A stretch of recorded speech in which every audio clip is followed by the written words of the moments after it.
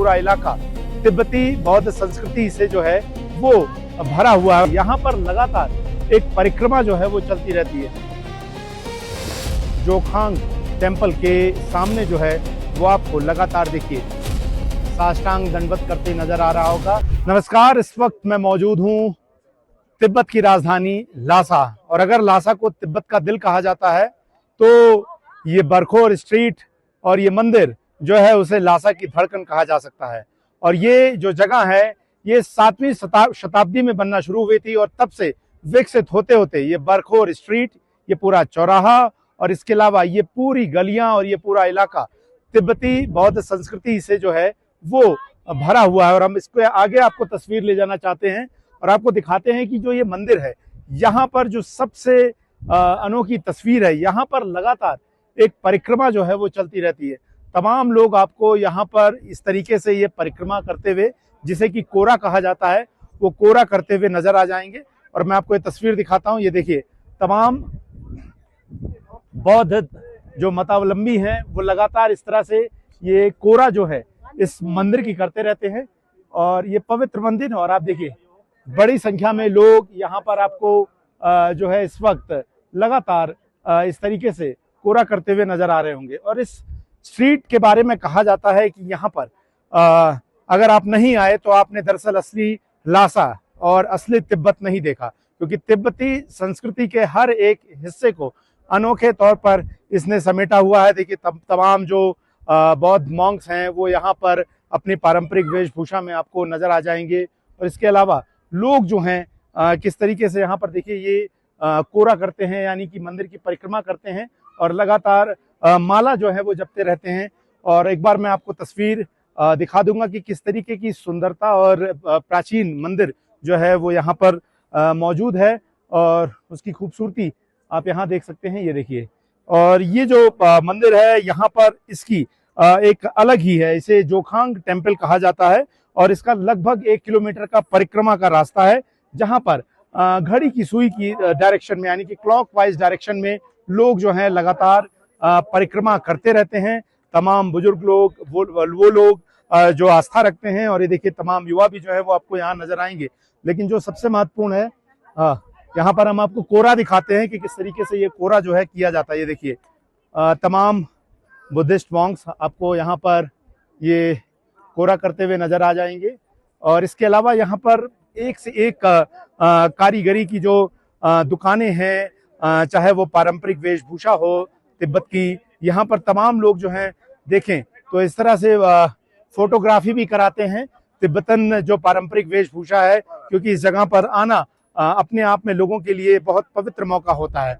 और यही वजह है कि आप देखिए लगातार न सिर्फ परिक्रमा चल रही होती है, और आपको एक और सुंदर तस्वीर जो है मैं दिखाऊंगा कि किस तरीके से जो हमारे यहाँ कहा जाता है कि साष्टांग दंडवत होकर लोग जो हैं भगवान की ओर नमन करते हैं, वैसे ही इस मंदिर की तरफ आप देखिए तो आपको तमाम लोग यहाँ पर पीछे जो है ये दंडवत करते नजर आएंगे। देखिए ये तस्वीर देखिए, लगातार ये साष्टांग दंडवत और ये जोखांग मंदिर, यहाँ पर क्लॉकवाइज डायरेक्शन में लगातार जो है ये परिक्रमा चलती रहती है। कुछ लोग जिन्होंने आध्यात्मिकता की राह पकड़ी है वो अपनी तरह से चल रहे हैं, लेकिन जो लोग अभी भी मान्यता रखते हैं वो लगातार यहाँ पर साष्टांग दंडवत और इस मंदिर की जो कोरा है वो करते हैं। और यहाँ का की सबसे दिलचस्प तस्वीर जो है वो ये है, यहाँ पर तमाम मॉन्क्स आपको तस्वीरों में नजर आएंगे। और एक बार मैं आपको ये एक बेहद ही अभिभूत कर देने वाली तस्वीर, ये देखिए क्या युवा, क्या बुजुर्ग, महिला, पुरुष, हर तिब्बती बौद्ध धर्म का जो मानने वाला है वो इस जोखांग टेम्पल के सामने जो है वो आपको लगातार देखिए साष्टांग दंडवत करते नजर आ रहा होगा।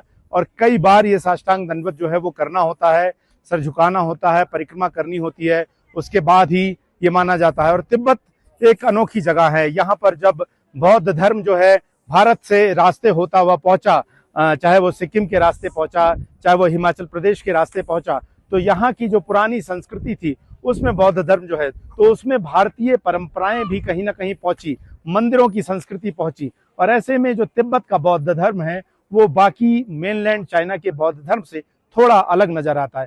यही वजह है कि जब हम यहाँ से कैलाश मानसरोवर जाएंगे तो मानसरोवर झील हो या फिर कैलाश पर्वत, जो कि भगवान शिव का देवस्थान माना जाता है, निवास स्थान, वहां पर भी तिब्बती बौद्ध जो लोग हैं वो उसकी परिक्रमा करते हैं, पूजा करते हैं और उसे पवित्र मानते हैं। और यही वजह है कि एक मिली जुली संस्कृति कि भारत और तिब्बत किस तरह से आपस में कल्चरल तौर पर आपस में बहुत जुड़े हुए हैं, उनके बीच बहुत गहरा रिश्ता है वर्षों पुराना, वो यहाँ पर जोखांग मंदिर में और बरखोर स्ट्रीट में नजर आता है।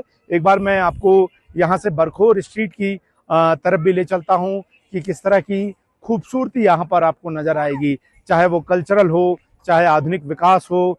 लोग यहाँ पर लगातार पहुँचते हैं, तस्वीरें लेते हैं और बच्चों के साथ भी आते हैं। लेकिन आप मेरे लिए यहाँ पर आना किसी फिल्मी कहानी को देखने जैसा है, क्योंकि इस तरह से तिब्बत को या चाइना को डॉक्यूमेंट्रीज या मूवीज में ही कभी कभार देखने को मिला है। लेकिन अगर आप यहाँ देखें तो ये बौद्ध संस्कृति जो है वो बिल्कुल अलग तरीके से यहाँ पर आपको नजर आएगी।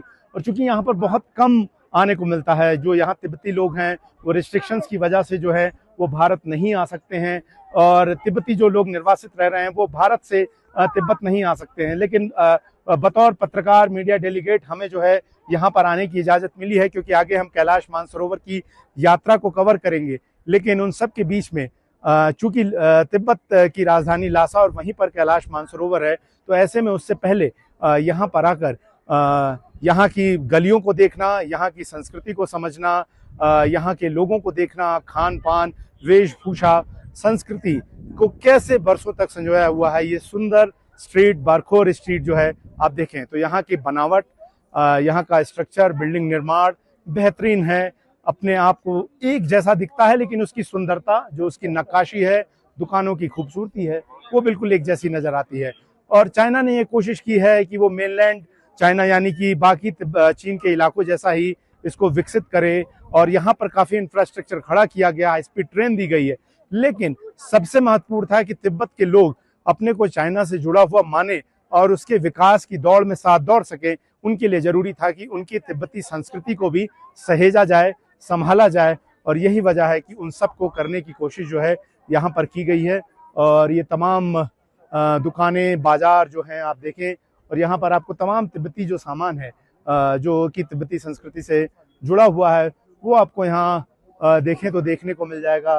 ये तमाम इस तरह के सोविनियर्स हैं, घरों पर लटकाए जाने वाली, जो बाहर के दरवाजों पर लगाई जाती हैं, बंधनमार जिन्हें हम कहते हैं, फ्लैग्स हैं, मॉडल्स हैं, इस तरह के सोविनियर्स हैं याक के। तो ये दुकानें, बाजारें कुछ बताती हैं, और यहाँ पर लगातार बौद्ध भिक्षुओं की उपस्थिति और यहाँ का शानदार मौसम इसे बेहद बेहतरीन बनाता है।